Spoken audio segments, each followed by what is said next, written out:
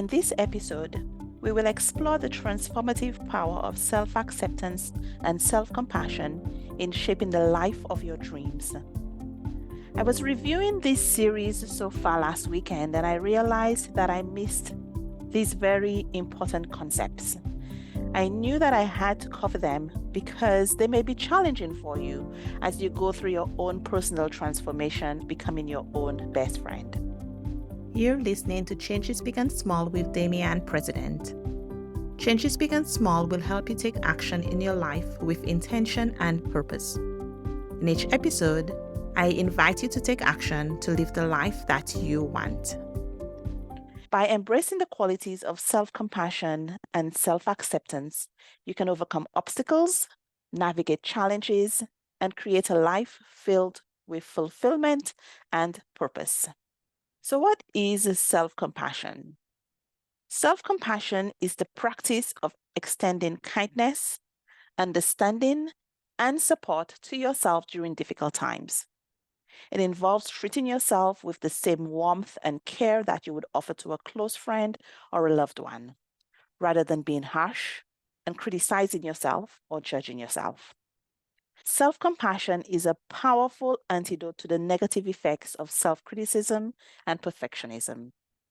By offering yourself compassion in moments of struggle or pain, you can soothe your emotional wounds, build resilience, and foster a greater sense of emotional well-being. Research has shown that self-compassionate individuals are more likely to experience lower levels of anxiety, depression, and stress, as well as greater overall life satisfaction. They are also more motivated to pursue personal growth and self-improvement goals, as they are not weighed down by feelings of inadequacy or unworthiness. So for me, as I learn how to swim, self-compassion means being kind to myself about my fear of water. I keep reminding myself that learning takes time, that it's a marathon, not a sprint. My own journey with swimming doesn't look like anyone else's. So how can you cultivate self-compassion in your own life? It involves practicing self-compassion every day. Here are some practical strategies. 1, practice mindfulness. Cultivate awareness of your thoughts, feelings, and sensations in the present moment without judgment. Mindfulness allows you to observe your experiences with curiosity and acceptance rather than reacting to them with resistance or self-criticism. I reflect on why I find back floating so difficult, and I'm kind to myself about that struggle. Number 2, offer yourself kindness. When you're experiencing suffering or difficulty, offer yourself words of kindness and encouragement. Imagine what you would say to a friend in a similar situation, and provide the same words of comfort and support to yourself. In my swimming example, I say to myself, keep going, Damian. Remember, your goal is to get more comfortable in the water, and you're making progress with that each time you go to a lesson. Number 3, recognize common humanity. Remember that suffering and imperfection are universal experiences shared by all human beings. Instead of feeling isolated or alone in your struggles, recognize that you are part of a larger community of individuals who face similar challenges. I don't really use this one for learning to swim, but it does come up elsewhere in my life. Often when I've done something, I remind myself, this is natural, this is common, this happens. I try not to beat myself up about it. Number 4, practice compassionate self-talk. Replace your self-critical or judgmental thoughts with more compassionate and understanding self-talk. Well, sometimes it can be really hard to replace that. And so if a thought comes to you that is not kind, that is judgmental, allow it and be like, okay, I hear you, but this is not serving me right now. And add a new thought. Add one that does serve you. The goal here is to treat yourself with the same level of kindness and empathy that you would offer to a friend in need. So if it comes up, I'm always making mistakes, I can never do anything right. You can also bring up the new thought, you know what? Everybody makes mistakes when they're learning something new.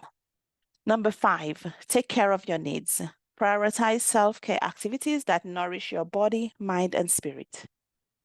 Engage in activities that bring you joy, relaxation, and fulfillment. And set boundaries to protect your well-being. By cultivating self-compassion, you allow space for yourself so that you can fail and you can try again, so that you can stay committed to your goals and to your progress.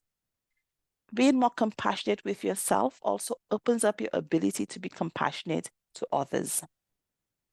So what about self-acceptance? What is self-acceptance? Well, self-acceptance is the practice of seeing and acknowledging yourself fully, including your strengths, weaknesses, and imperfections, without judgment and without self-criticism. It's about realizing that you are worthy just as you are. Self-acceptance is essential for first knowing yourself and then showing up in a way that's authentic to you with a strong sense of your worth and inner peace.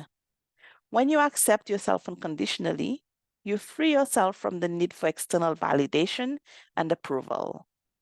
You stop people pleasing so much.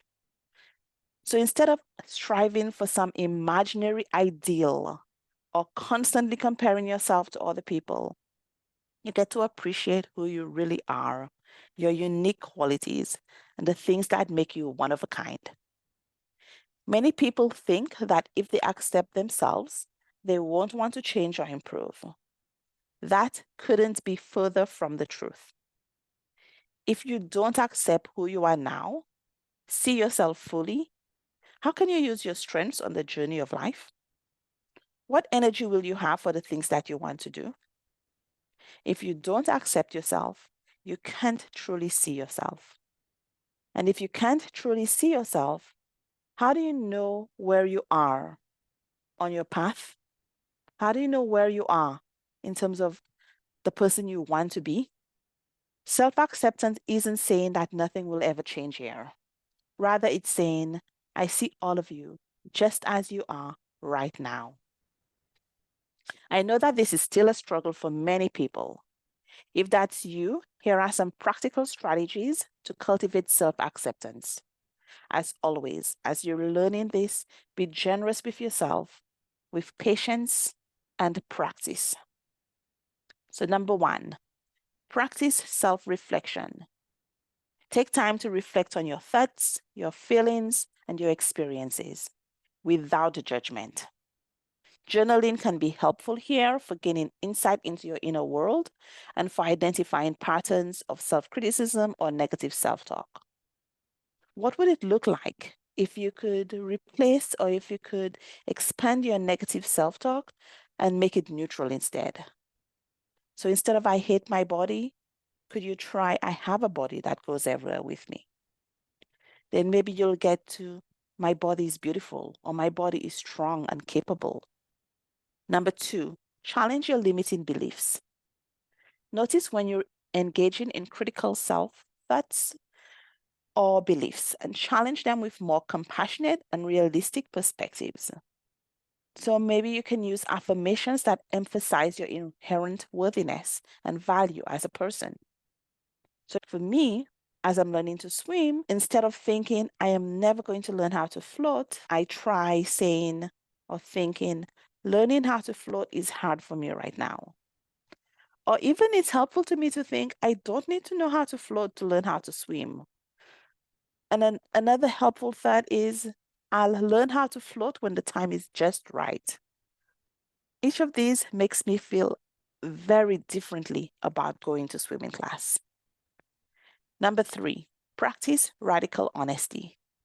Be radically honest with yourself about who you are, what you want, and what you need.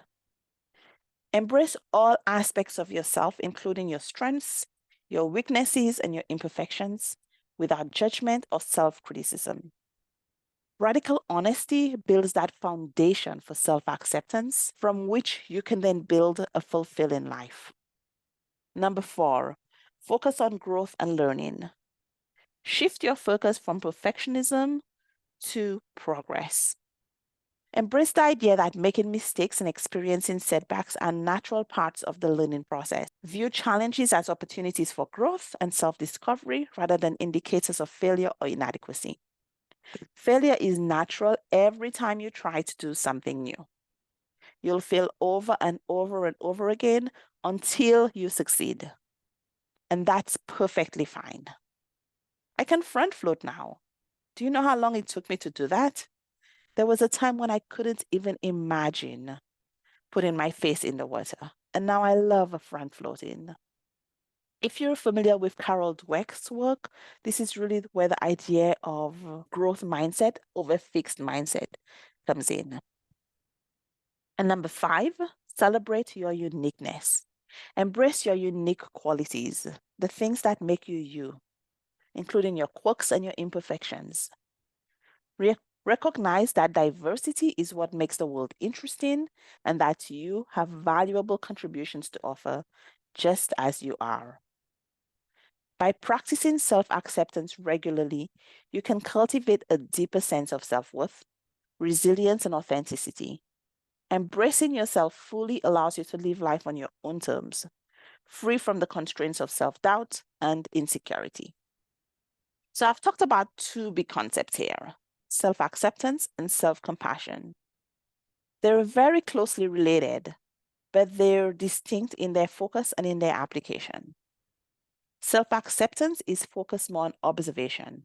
It means being radically honest and unconditional with yourself without seeking validation or approval. It's tied to the idea of your inherent self-worth. Self-worth just from being a human, self-worth just from being born, self-worth just from being you. Self-compassion, on the other hand, is about how you respond to yourself and doing so with kindness, comfort, and encouragement. So in essence, while self-acceptance focuses on embracing yourself fully and unconditionally, self-compassion emphasizes responding to yourself with kindness and care, particularly in moments of difficulty or suffering. Together, they form the cornerstone of a resilient and nurturing relationship with yourself, laying the foundation for personal growth, well-being, and resilience. So the 2 practices of self-compassion and self-acceptance work together synergistically to empower you to live authentically and pursue your dreams. We've chatted previously about resilience. Self-acceptance and self-compassion are key components of resilience, the ability to bounce back from setbacks and adversity. When you accept yourself unconditionally and respond to your struggles with self-compassion, you build inner strength and resilience. Instead of being derailed by challenges or setbacks, instead of looking for external validation and people pleasing, you can navigate your experiences and your challenges with grace and confidence, knowing that you are worthy and capable. The most important thing about the practices of self-compassion and self-acceptance is that they allow you to embrace yourself and be authentic. Being authentic means living your life in alignment with your values, your beliefs, and your true self. And self-acceptance and self-compassion let you show up authentically in all areas of your life, overcoming self-doubt and insecurity. Your authenticity will flourish in this environment, allowing you to live a life that is true to who you are and what you value most.